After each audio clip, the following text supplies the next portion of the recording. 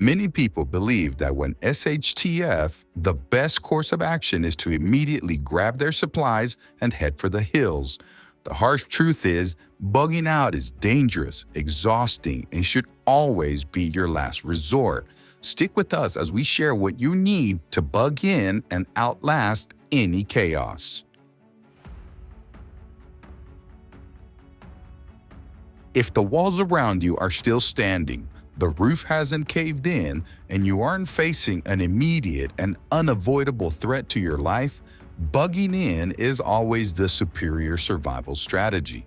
Your home is not just a structure, it's a fortress of familiarity, preparation, and long-term security that a temporary shelter or a distant bug-out location can never match. While many survivalists fantasize about escaping into the wilderness and living off the grid, they underestimate the brutal reality of exposure, exhaustion, and the severe limitations of mobile survival.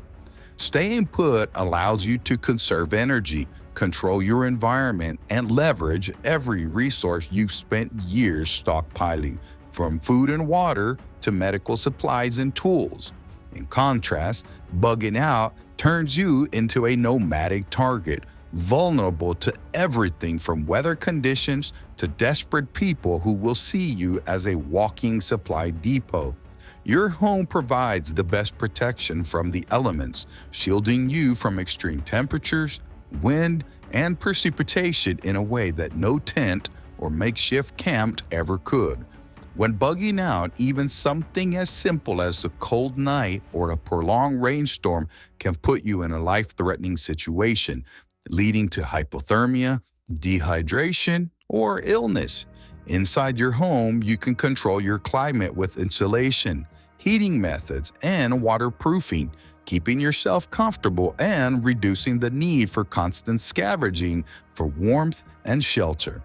Matter of fact, bugging in means you have immediate access to your full stockpile of supplies, including food, water, medical kits, hygiene products, and defensive tools, rather than being limited to what you can carry on your back.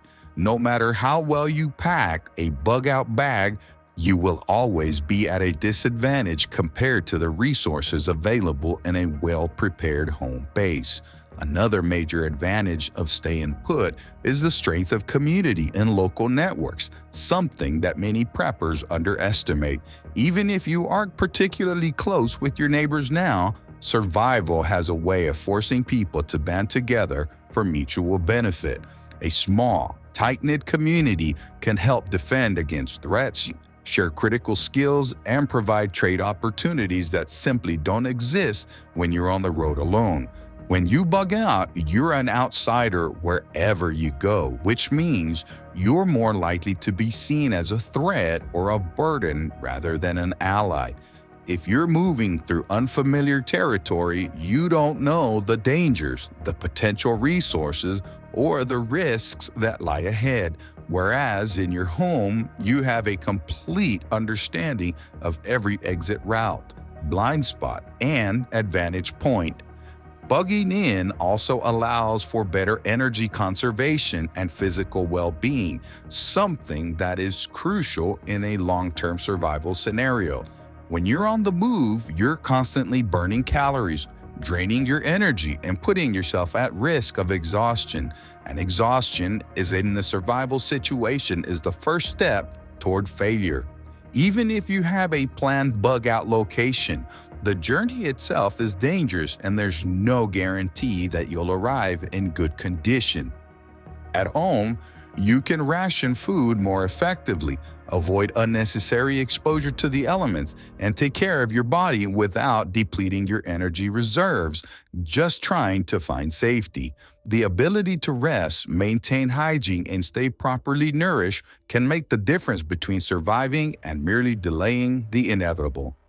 One of the most overlooked reasons bugging in is smarter is the psychological stability it provides, which is critical for long-term survival. Humans are creatures of habit, and drastic changes to routine, environment, and security take the significant mental toll. When you stay in your home, you maintain a sense of normalcy, which helps keep morale high and decision-making clear. Bugging out forces you into a state of constant stress, uncertainty, and instability, which can lead to panic, poor choices, and even a breakdown in mental resilience. Psychological fortitude is just as important as physical preparedness, and staying in a familiar, structured environment can prevent the descent into survival despair that many people experience when their world is turned upside down. Ultimately, bugging in isn't just about staying put, it's about making a strategic, calculated decision to survive smarter, not harder. Your home is your stronghold, your advantage, and your best chance of long-term survival. By fortifying, stockpiling, and preparing in advance, you ensure that when disaster strikes, you control the situation instead of being controlled by it. Bugging out should be a last-ditch escape plan, not the first instinct, because once you leave, you become a vulnerable, nomadic scavenger instead of a well-prepared survivor in a fortified stronghold. Your home is your fortress, and if you plan to stay put during a crisis, it needs to be defended like one. A survival-ready home isn't just a place to sleep, it's a barrier between you and the dangers outside, from looters to harsh weather conditions. Fortifying your home means reinforcing every potential entry point, implementing layered security measures, and establishing defensive strategies to keep threats at bay. Standard locks and alarms won't be enough in a true crisis. You need reinforced doors, security bars on windows, and external barriers like fencing or natural obstacles to deter intruders. Blackout curtains are essential to prevent outsiders from seeing light at night, as a single flicker in a darkened city can make you a target. But home security isn't just about keeping people out. It's about making sure they don't even think you're worth targeting in the first place. The key to true security is deception and deterrence, which means setting up false stockpiles, dummy fortifications, and misleading signs to trick potential threats into thinking your home isn't worth the risk. A well-placed quarantine area sign or evidence of looted storages can convince scavengers to pass you by, while keeping the real defenses and supplies hidden from sight. Silent alarms like tripwires, pressure plates, or strategically placed obstacles can alert you to intruders before they get too close, giving you the upper hand in any security situation. Having multiple escape routes is just as important as securing your main entry points. In a worst-case scenario where your home is breached, a basement tunnel, a rooftop access, or a disguised exit could mean the difference between life and death. Every room in your house should have a plan. If you're forced to retreat, you need to know exactly where to go and how to do it without being trapped or cornered. True security isn't about being invincible. It's about staying one step ahead of the threat and ensuring that no matter what happens, you're the one in control.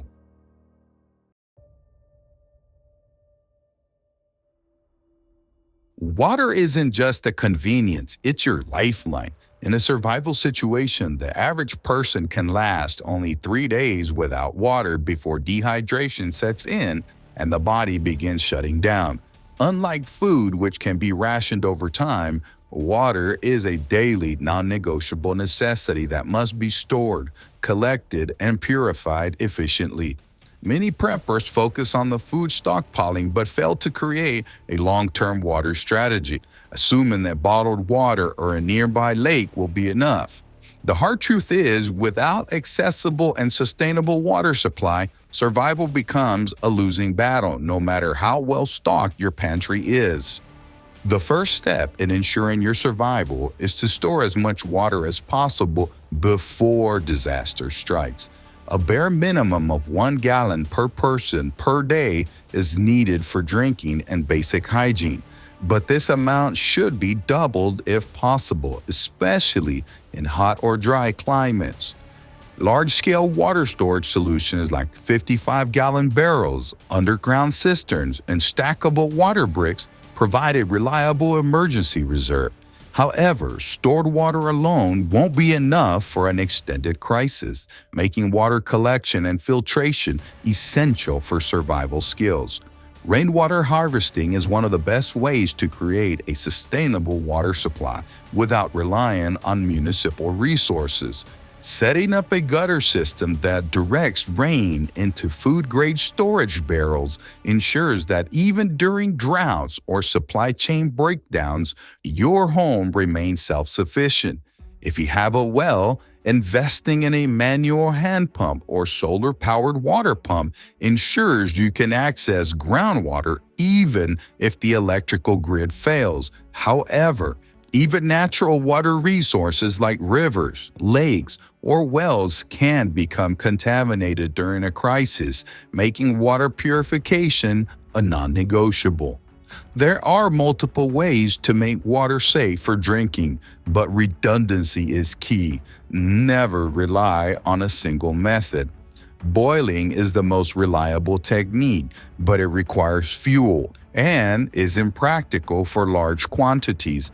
Filtration systems like light straws and Sawyer Minis or DIY sand biofilters remove sediment, bacteria, and parasites, but they don't eliminate viruses or chemicals.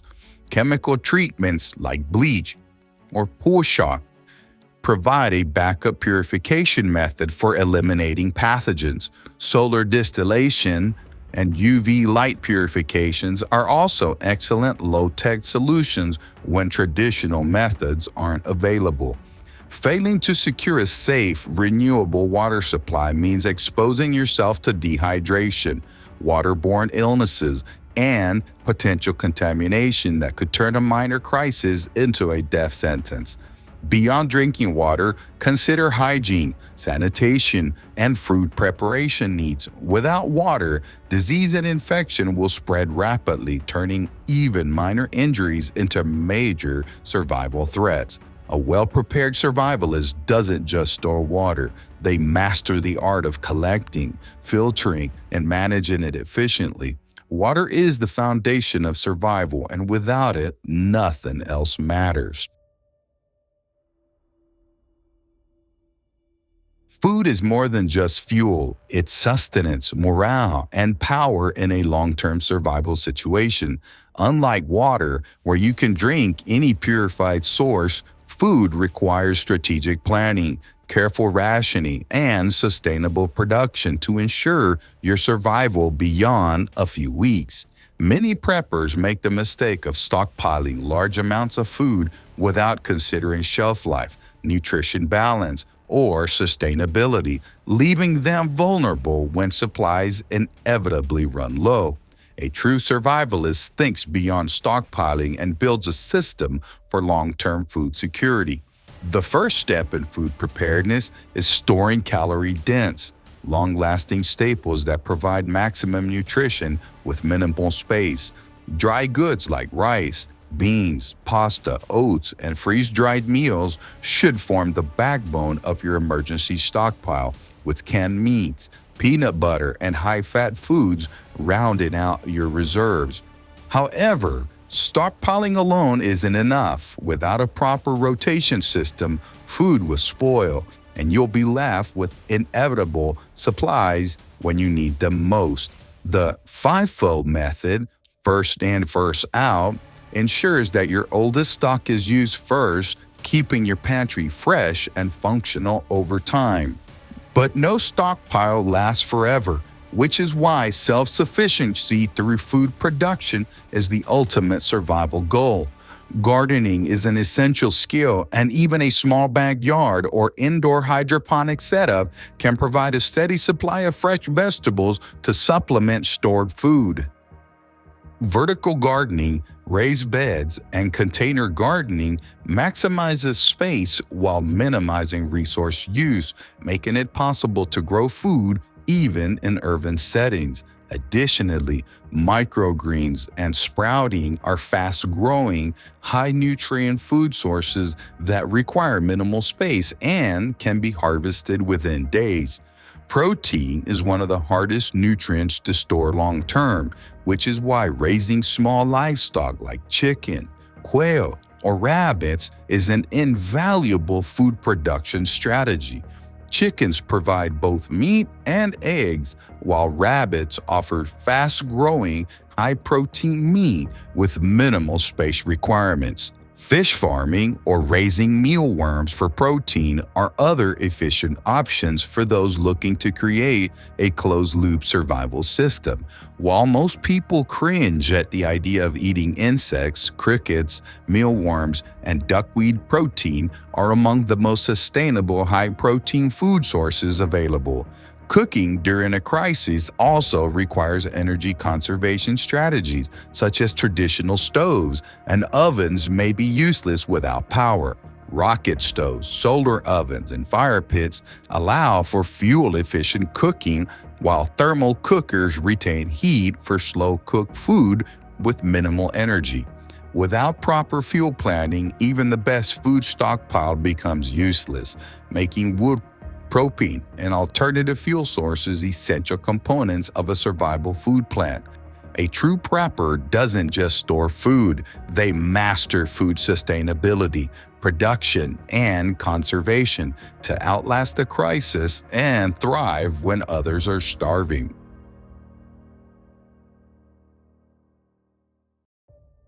In a long-term survival situation, hospitals may be shut down. Medical supplies may be unavailable, and a minor injury can become life-threatening if untreated. Medical preparedness is about proactively stocking, training, and preparing for the inevitable medical emergencies that come with a crisis. First aid skills are just as critical as having medical supplies. Without knowledge, even the best stocked kit is useless. A survivalist must be ready to treat wounds, prevent infections, and manage chronic conditions without relying on external medical care. Your medical stockpile should include antibiotics, antiseptics, pain relievers, bandages, and suture kits to handle wounds, burns, and injuries that would otherwise require professional treatment. Natural remedies like honey, garlic, and activated charcoal provide alternative treatment options when pharmaceuticals run out. Herbal medicines such as plantain for cuts, echinacea for immunity, and willow bark for pain relief can extend medical self-sufficiency when supplies become scarce. Hygiene is just as important as medicine. Without proper sanitation, disease spreads rapidly and survival rates plummet. Waste disposal becomes a serious concern in grid-down scenarios, making composting toilets, latrines, and proper waste management essential to preventing illnesses. Hand-washing stations with limited water use ensure cleanliness without wasting valuable resources, while DIY disinfectants like vinegar, bleach, and alcohol help to maintain a sanitary environment. Failing to prepare for medical emergencies means relying on hope instead of action, a mistake that can cost lives. Every survivalist must train in basic first aid, stockpile essential medical supplies, and create a long-term hygiene strategy to prevent small issues from becoming fatal crises. In a post-collapse world, those who can heal will hold power, and being medically prepared is just as important as having food, water, and security. When the lights go out, the unprepared panic, while the prepared adapt. Energy isn't just about comfort, it's about survival. A prolonged power outage means no refrigeration, no heating or cooling, no communication, and no easy way to cook food. If you haven't prepared for off-the-grid lifestyle, you'll likely find yourself scrambling to meet even the most basic needs. A true survivalist doesn't rely on the grid. He builds his own energy independence so that when the world goes dark, his home remains powered. The first step in surviving without electricity is reducing your dependence on high-energy appliances before a crisis even hits. While many preppers focus on generating power, the real key is learning to live efficiently without it.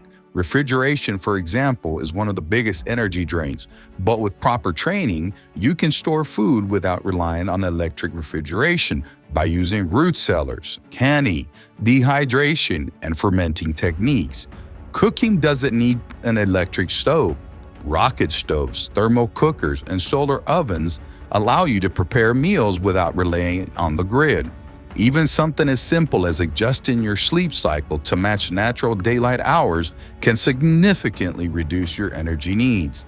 But when you need power, you should have multiple backup sources. Solar energy is the most sustainable option, but it requires proper storage through deep cycle batteries to be useful at night or on cloudy days. Wind turbines and micro hydro generators can supplement solar power, providing energy diversity to keep systems running even when sunlight is scarce. If you don't have access to renewable sources, fuel-powered generators offer short-term energy solutions, but they require fuel stockpiling, maintenance, and noise control to avoid attracting unwanted attention. Battery storage is another critical aspect of energy preparedness. Portable solar chargers can keep radios, flashlights, and essential communication devices running. But for high-energy needs, a deep-cycle battery bank with a proper inverter is necessary.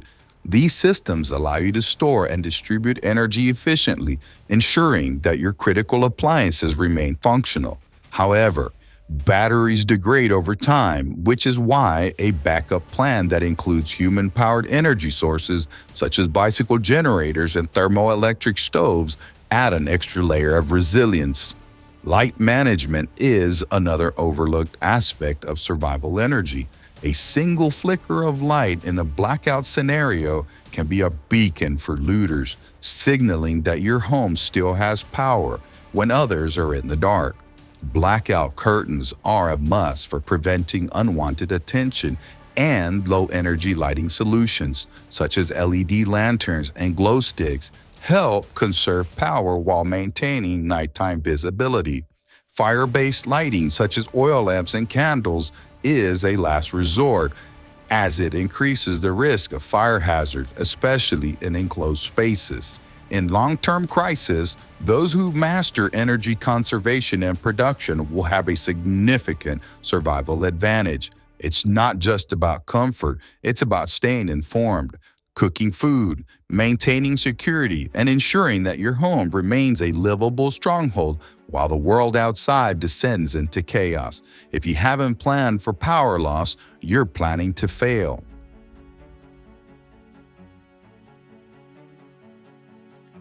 The greatest threat in long-term crisis isn't nature, it's other people.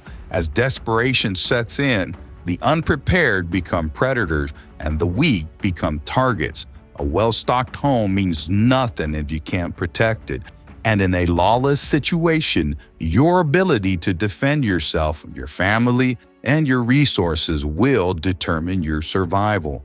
The first line of defense isn't a gun, it's avoiding detection altogether.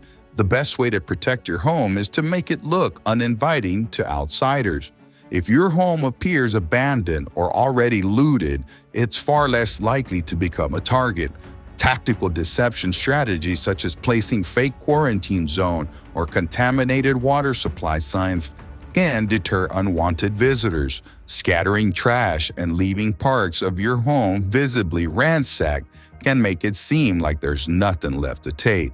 Keeping lights off, noise levels low, and smoke concealed from cooking fires helps maintain a low profile. But if conflict becomes unavoidable, you need a layered defense strategy that stops intruders before they even reach your front door. Perimeter defense such as fencing, barbed wire, and natural obstacles make it harder for threats to approach undetected. Silent alarms, tripwires, and motion detectors provide early warning systems allowing you to prepare before an attacker gets too close. Entrances should be fortified with reinforced doors, window security film, and secondary barricades that slow intruders down long enough for you to react. In terms of weapons, firearms are the ultimate equalizer, but they should never be your first or only line of defense. Ammunition is finite, gunfire attracts attention, and not every situation warrants lethal force. Non-lethal deterrents such as pepper spray, stun batons, booby traps can stop threats without drawing the attention of an entire neighborhood. A well-armed survivalist is not just someone with guns, it's someone who understands when to fight, when to deter, and when to disappear. Beyond physical defense, situational awareness is a survival skill that can't be overlooked. In a crisis, knowing what's happening around you is just as important as having weapons. Scanning the environment, recognizing potential threats before they materialize, and avoiding unnecessary conflict can mean the difference between life and death. Creating a neighborhood watch or a small survival network allows you to pool resources, share information, and provide mutual protection without exposing yourself to unnecessary risk. In the end, the best security isn't about having the biggest arsenal. It's about blending into the background, controlling engagements, and knowing when to stand your ground and when to disappear. Survival isn't just about fighting, it's about outlasting. If your security strategy doesn't account for deception, deterrence, and defensive fortification, you're just waiting to be someone else's target.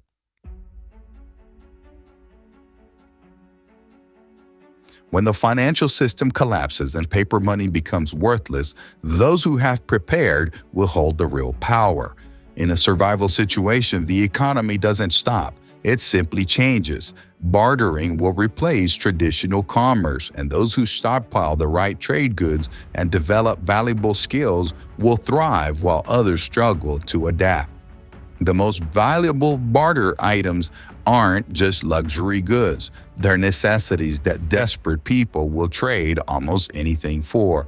Medical supplies, antibiotics, painkillers, and hygiene products will be at the highest demand. Cigarettes, alcohol, and caffeine, though not essential, will become high-value trade items due to addiction and psychological dependence. Ammunition and weapons will be valuable but risky to trade, as you could be arming a future enemy. Food, fuel, batteries, and alternative energy sources will be worth more than gold in a long-term collapse. However, stockpiling barter goods isn't enough. You also need a hidden supply for personal use.